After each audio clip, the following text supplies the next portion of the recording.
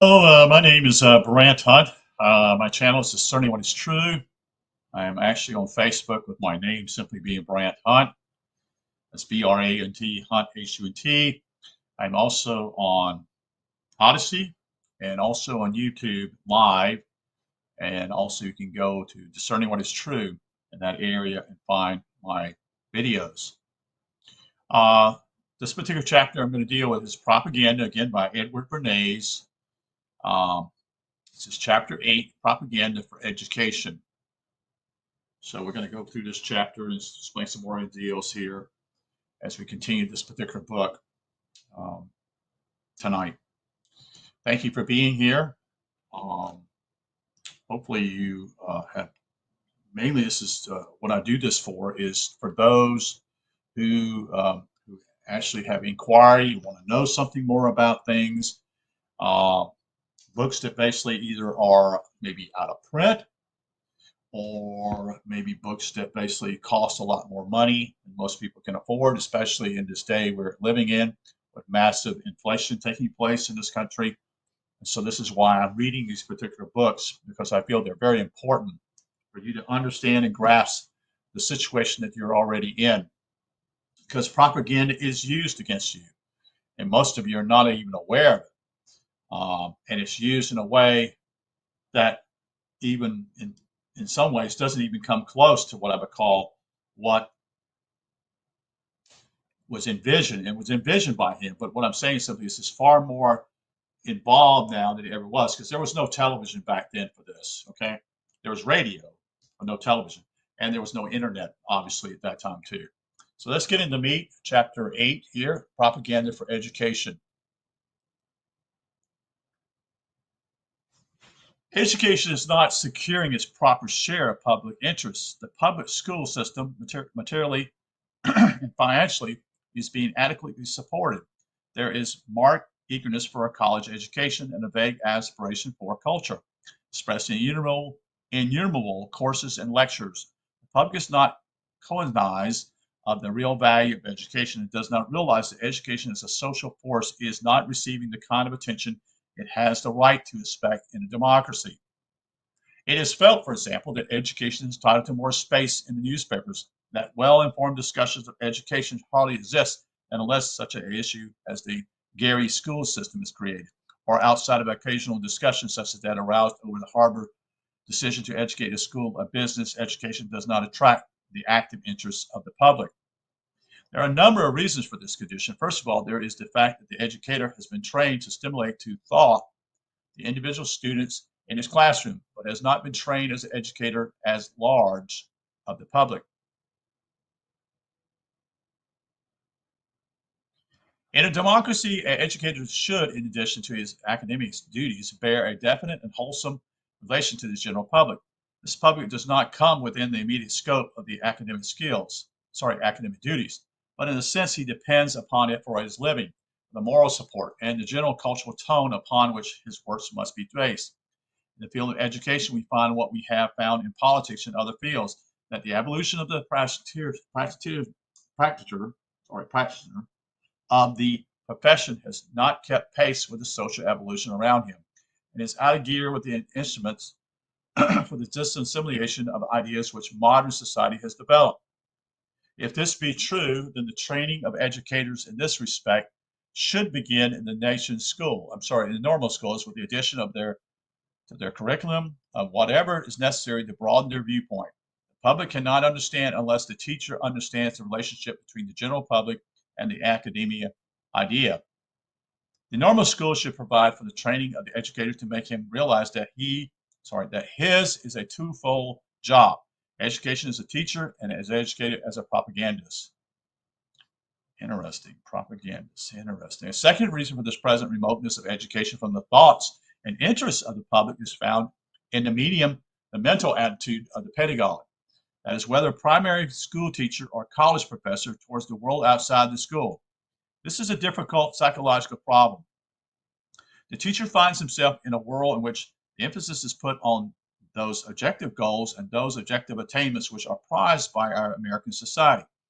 He himself is but moderately or poorly paid, Judging himself by the standards and common acceptance, he cannot but feel a sense of inferiority because he finds himself continually being compared in the minds of his own pupils as a successful businessman and a successful leader in the outside world. Thus, the educator becomes repressed and suppressed in our civilization.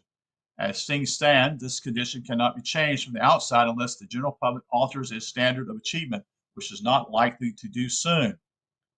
Yet it can be changed by the teaching profession itself. It has become conscious not only of the individualistic relation to pupil, but also social relation to the general public. The teaching profession as such has the right to carry on a very definite propaganda with a view of enlightening the public, asserting its intimate relations to the society which it serves. In addition to conducting a propaganda on behalf of its individual members, education must also raise the general appreciation of the teaching profession. Unless the profession can raise itself by its own bootstraps, it will fast lose the power of recruiting outside talent for itself. Propaganda cannot change all that it is as present unsatisfactory in the educational situation. There are factors such as low pay and the lack of adequate provisions for superannual teachers, which definitely affect the status of the profession. It is possible by means of an intelligent appeal predicated upon the actual present composition of public mind to modify the general attitude towards the teaching profession. Such a changed attitude will begin by expressing itself in an insistence on the idea of more adequate salaries for the profession. There are various ways in which academia organizations in America handle their financial problems. You see, one type of college and university depends for its monetary support upon grants from the state legislature. Another depends upon private endowments. There are other types such of the education institutions, such as sectarian, but the two chief type included by far the greater number of our institutions of higher learning. The state university is supported by grants from the people of the state, voted by the state legislature. In theory, the degree of support which the university receives is dependent upon the degree of acceptance accorded it by the voters. The state university prospers according to the extent to which it can sell itself to the people of the state. The state university is therefore in an unfortunate position unless its president happens to be a man of outstanding merit as a propagandist and a dramatizer of educational issues. Yet, if this is the case, if the university shapes its whole policy towards gaining the support of the state legislature, its educational function may suffer. It may be tempted to base its whole appeal to the public on its public service, real or supposed. Perhaps permit, that is, the education of individual students to take care of itself. It may attempt to educate the people of the state at the expense of its own pupils. This may generate a number of evils to the extent of making the university a political instrument, a mere tool of the political group in power. If the president dominates both the public and the professional politicians, this may lead to a situation in which the personality of the president outweighs the true function of the institution. The endowed college or university has a problem quite as perplexing. The endowed college is dependent upon the support usually of key men in industry whose social and economic objectives are concrete and limited, and therefore often is variance with the pursuit of abstract knowledge. The successful business criticizes the great universities for being too academic, but seldom for being too practical. One might imagine that the key men who support our universities would like them to specialize in schools of applied science, of practical salesmanship, or of industrial efficiency. And it may well be, in many instances, that the demands which the potential endowers of our universities make upon these institutions are flatly in contradiction to the interests of scholarship and general culture.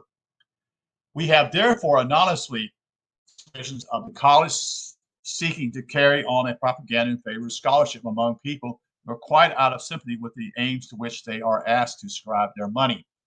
Men who, by the commonly accepted standards, are failures or very moderate successes in the American world, the pedagogues, seek to convince the outstanding success, that is, the businessmen, that they should give their money to ideas which they do not pursue. Men who, through a sense of inferiority, despise money, seek to win the goodwill of men who love money. It seems possible that the future status of the endowed college would depend upon a balancing of these forces. Both the academia and the endowed elements attaining an effect due consideration. The college must win public support. If the potential donor is apathetically enthusiastic, public approval must be obtained to convince him. If he seeks unduly to influence the educational policy of the institution, public opinion must support the college in the continuance of the proper functions. If either factor dominates unduly, we are likely to find a demagoguery or a snobbish aiming to please one group or the other. There's still another potential solution here of the problem. It is possible through educational propaganda aiming to develop greater social consciousness of the part of the people in the country. There may be awakening in the minds of men of affairs as a class, social consciousness, which will produce more minds of the type of Julius Rosenwald or V. Everett Macy or John D. Rockefeller Jr., the late William Strait. Many colleges have already developed intelligent propaganda in order to bring them into active and continuous relations with the great general public. A definite technique has been developed in their relation to the community in the form of college news bureaus. These bureaus have formed an intercollegiate association whose members meet once a year to discuss their problems. These problems include the education of the alumnus and his effect upon the general public, upon specific groups, the education of the future student to the choice of the particular college, the maintenance of an aspero decoratus so that the athlete's proudness of the college will not be placed first, the development of some familiarity with the research work done to the college in order to attract the attention to those who may be able to lend aid, the development of an understanding of the aims and works of the institution in order to attract special endowments for specific purposes. Some 75 of these bureaus are now affiliated with the American Association of College News Bureaus. Those included are those at Yale, Wellesley, Indiana, Illinois, Wisconsin, Western Reserve, Tufts, and California. A bi-monthly newsletter is published, bringing to members the use of their profession. The association endeavors to uphold the ethical standards of the professions and aim to work in harmony with the press. I find it odd here when I see this. He says 75, but I noticed that all of them are actually up north, except two of them being actually out west, which disturbs me in some ways. Why did he show those? He especially put Yale up there and Wellesley. Wellesley's a rich man's school, folks. Sorry, I just got to make a comment. But Illinois, Indiana, Wisconsin are actually what I call Midwestern schools. But there's not any of them here showing in the South. Just my perspective here. The National Education Association, the NEA, and other societies are carrying on a definite propaganda to promote the larger purposes of education endeavor. One of those aims of such propaganda is, of course, improvement in the prestige and material position of the teachers themselves. The occasional McAndrews case calls the attention to the public to the fact that in some schools the teacher is far from enjoying full academic freedom, while in certain communities the choice of teachers is based upon political or sectarian considerations rather than upon real ability. If such issues were made by means of propaganda to become a matter of public concern on a truly national scale, there would doubtless be a general tendency to improvement.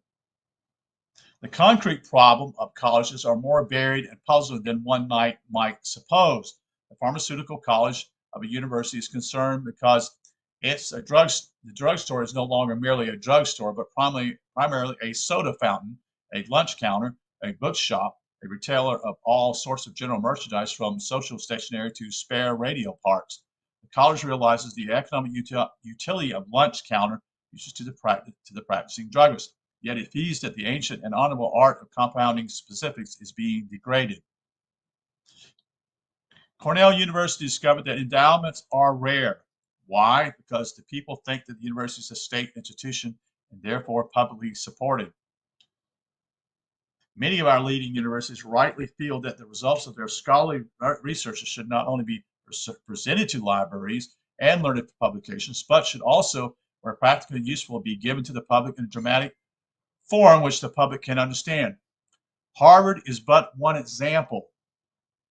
Not long ago, says Charles A. Merritt, in Personality, a certain Harvard professor vaulted into the newspaper headlines. There were several days when one could hardly pick up a paper in any of the larger cities without finding his name bracketed with his achievements. The professor who was back from a trip to Yucatan in the interest of science had solved the mystery of the Venus calendar of the ancient Mayans. He had discovered the key to the puzzle of how the Mayans kept tab on the flight of time. Checking the Mayans' records of celestial events against the known astronomical facts, he had found a perfect correlation between the time count of those Central American Indians and the true positions of the planets like Venus in the 6th century BC. A civilization which flourished in the Western Hemisphere for 25 centuries ago was demonstrated to have attained heights hitherto unappreciated by the modern world. How the professor discovered happened to be chronicled in the popular press is also, in retrospect, a matter of interest. If left to his own devices, he might never have appeared in print, except perhaps in some technical publication, and his remarks there would have been no more intelligible to the average man or woman than it had been inscribed in Mayan pictographs. Publicization of this message from antiquity was due to the initiative of a young man named James W.D. Seymour. It might surprise and shock some people, Mr. Merritt added, to be told that the oldest and most dignified seats of learning in America now are press agents, just as railroad companies do, or fraternity organizations, or movie pictures producers and political parties retain. It is nevertheless a fact. Probably a college or a university in the country which does not, with the approval of the governing body and the faculty, maintain a publicity office with a director and staff of assistants for the purpose of establishing friendly relations with not only the newspapers, but through the newspapers with the public. This enterprise breaks sharply with tradition in the older seats of learning. It is a recent innovation. It violates the fundamental article of the creed of the old academic societies. Gloucester's seclusion used to be considered the first essential of scholarship. The college was anxious to preserve its aloofness from the world. The colleges used to resent outside interest in their affairs. They might somewhat reluctantly and contemptuously admit reporters to their commencement day exercises, but no further would they go. Today, if a newspaper reporter wants to interview a Harvard professor, he merely has to call someone on the phone to the Secretary for Information to the university. Officially, Harvard still shies away from this title, Director of Publicity. Informally, however, the secretary with a long title is a publicity man. He's an important official today at Harvard. It may be a new idea that the president or university would concern himself with this kind of mental picture his institution produces on the public mind, yet it's part of the president's work to see that his university takes its proper place in the community and therefore also in the community's mind and produces the results desired both in the cultural and in the financial sense. If his institution does not produce the mental picture which it should, one of two things may be wrong. Either the media or the communication with the public may be wrong or unbalanced, or his institution may be at fault. The public is getting an oblique impression of the university, in which case the impression should be modified, or it may be that the public is getting a correct impression, in which case very possibly the work of the university itself should be modified, for both possibilities lie within the province of the Public Relations Council. Columbia University recently constituted a Caso Italiano, which was solemnly inaugurated the presence of representatives of the Italian government to emphasize its higher standing in Latin studies and the Romance languages. Years ago, Harvard founded the Germanian Museum, which was ceremoniously opened by Prince Henry of Prussia. Many colleges maintain extension courses which bring their work to the knowledge of a broad public. It is, of course, proper that such courses should be made known to the general public. But to take another example, if they have been badly planned from the point of view of public relations, if they are unduly scholastic and detached, their effect may be the opposite of favorable. In such a case, it is not the work of the Public Education Council to urge that the courses be made better known, but to urge that they first be modified to conform to the impression which the college wishes to create, where that is compatible with the university's scholastic ideas. Again, it may be the general opinion that the work of a certain institution is 80% postgraduate research, an opinion which may tend to alienate public interest.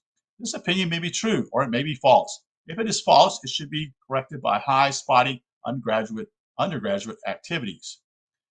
If, on the other hand, if it's true that 80% of the work is postgraduate research, the most should be made of the fact. It should be the concern of the president to make known the discoveries which are of possibly public interest. A university expedition in biblical lands may be uninteresting as a purely scholastic undertaking, but it is also a contributing light on some biblical assertions. It will immediately arouse the interest of large masses of the population. The zoology department may be hunting for some strange bacillus, which has no known relation to any human disease, but the fact that it chased the bacillus is an itself capable of dramatic presentation to the public. Many universities now gladly lend members of their faculty to assist in investigations of public interest. Thus, Cornell lent Professor Wilcox to aid the government in the preparation of the national census. Professor Irvin Fisher of Yale has been called in to advise on currency matters. In the ethical sense, propaganda bears the same relation to education as to business or politics. It may be abused, it may be used to over-advertise an institution and to create in the public mind artificial value. There can be no absolute guarantees against its misuse. So that's the conclusion of Chapter 8, propaganda being used in the educational setting. Thank you for being here. I hope that all are doing well tonight.